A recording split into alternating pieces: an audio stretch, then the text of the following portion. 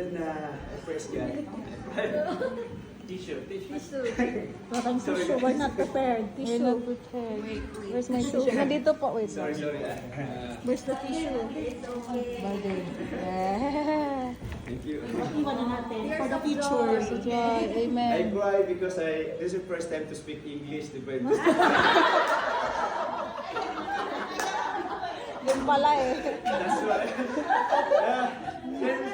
Since back in Saudi Arabia, our church, I never experienced your testimony in Saudi Arabia. I never do that because I'm shy and I'm not prepared for testimony.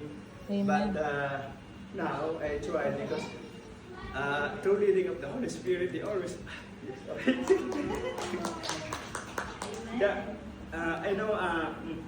God knows that my wife, she always prayed for this. We attend church again because since we are almost 1.5 years now in UK, we have a church that we attend and help now, but we stop because the Holy Spirit. I feel that we are not comfortable with this church. And I talked to my wife to stop. And we are waiting for the leading of the Holy Spirit to go back to the church. And I always pray to God that you lead us with His Holy Spirit. And we always allow the Holy Spirit with my wife because Yes. asking for Yes. That is for okay. good news and for us. That is okay. Where's my We jacket? allowed for our relationship as The table.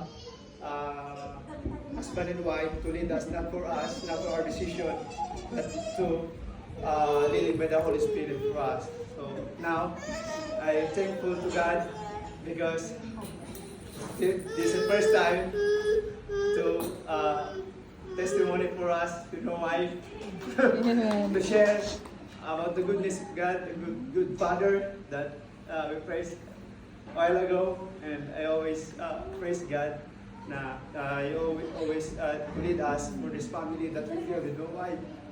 So Amen.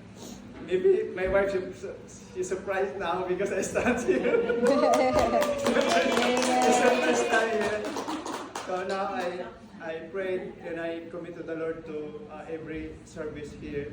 We will come here. Amen. Yeah. Every Saturday. Even I have work last night and later I have work also for a night shift. So I always pray to God to give me strength. Yeah, to give me knowledge and wisdom.